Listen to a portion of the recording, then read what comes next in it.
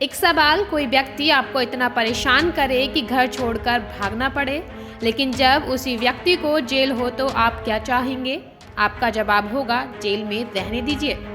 यह जवाब स्वाभाविक भी है, लेकिन आजम खान के मामले में स्थिति इसके ठीक उलट है। हम तो ये चाहते हैं कि आजम खान जेल में है, जेल से छूट जाएं और हमें भी चैन सुकून से जीने दें और अपने आप भी चैन सुकून से जीने। बाकी तो कोई परेशानी है नहीं। जिन किसानों को आजम के मंत्री रहते प्रताड़ना मिली, पुलिस आने पर सामने पड़ी खाने की थाली छोड़ भागना पड़ा, आज भी मुकदमे झेल रहे हैं, फिर भी वो चाहते हैं कि आजम खान को जेल से रिहा किया जाए। उन्हें जबरन प्रताड़ित किया जा रहा है। आज हम बात करेंगे रामपुर की मोहम्मद अली जौहर यूनिवर्सिटी की चारदीवारी से सटा हुआ एक गांव है आलियागंज।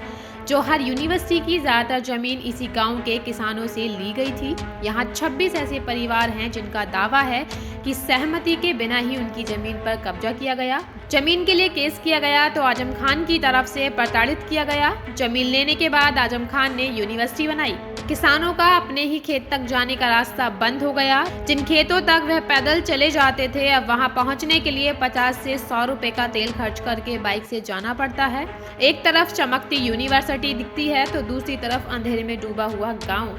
ये जमीन की है, गाँव की है, जो भी परेशानी है वो आती जाती रहती है। योगी सरकार का तो सबको मालूम है कि तो सब पे जुल्म कर रही है, किसी को नहीं छोड़ी, कोई हिंदू हो या मुसलमान हो, सिख हो, ईसाई हो, कुछ भी हो, ये तो किसी को छोड़ ही नहीं रही है, हिसाब से कर रही है। ये तो परेशानी सबको दे रही है। और हम तो ये चाहते हैं कि अगर आजम खान जितनी जल्दी हो और जितने भी हो, इतनी जल्दी जेल से बाहर निकाल दिए जाएं। सरकार की तरफ से हो रही है ये बात, जबरदस्ती कर रहे हैं उनके साथ में। यहाँ तक आपने मौजूदा स्थिति को समझा। अब जौहर यूनिवर्सिटी बनने और किसानों की जमीन पर कब्जे की शुरुआत की कहानी को जानते हैं। जिस लाइब्रेरी का उद्घाटन करने आजम खान पहुंचे थे, उसी लाइब्रेरी पर यूनिवर्सिटी बनाने का भी उन्होंने सोच लिया था। साल 1994 और 95 की बात है। रामपुर के एक सरकारी कर्मचारी ने अपने पैसे से एक लाइब्रेरी खोली, नाम रखा जौहर लाइब्रेरी। आजम खान उस समय प्रदेश के मंत्री थे, इसलिए वो चाहते थे कि उनकी लाइब्रेरी का उद्घाटन आजम खान ही करें।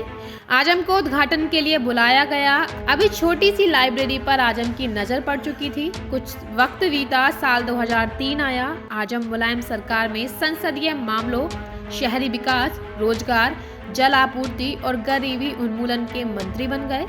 यह वो दौर था जब असल मायने में रामपुर में आजम की नवाबी की शुरुआत हुई। इसी दौरान मौलाना अली जौहर ट्रस्ट बनाया गया। इस ट्रस्ट में आजम खान समेत उनके परिवार के लोग भी सदस्य बने। साल 2005 में आजम खान ने उस लाइब्रेरी वाली जगह पर एक यूनिवर्सिटी बनाने का फैसला किया, लेकिन बाद में उन्हें वह जगह कम लगी और उन्होंने आलियागंज में यूनिवर्सिटी बनाने के लिए जमीन का अधिग्रहण करना शुरू किया। इसी दौरान यूपी विधानसभा में मोहम्मद अली जौहर यूनिवर्सिटी के लिए एक एक्ट पारित किया गया। इसमें कहा गया कि आजम खान आजीवन यूनिवर्सिटी के वाइस चांसलर बने रहेंगे। साल 2006 में मुलायम सिंह ने यूनिवर्सिटी की बुनियाद का पत्थर रख दिया, लेकिन उस वक्त के केंद्रीय मानव संसाधन विकास मंत्री अर्जुन सिंह ने आजम के वाइस चांसलर बनने पर ऐतराज जताया।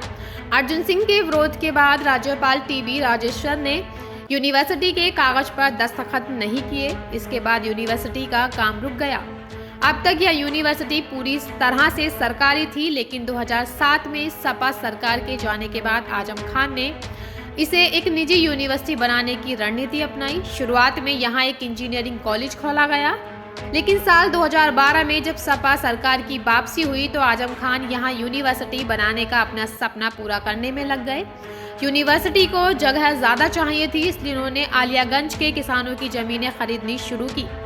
जिन्होंने अपनी मर्जी से ही दी, उनको कोई दिक्कत नहीं हुई। जिन्होंने आनाकानी दिखाई, उनके साथ जबरदस्ती की गई और जमीन के पेपर पर जबरदस्ती अंगूठा लगवाया गया।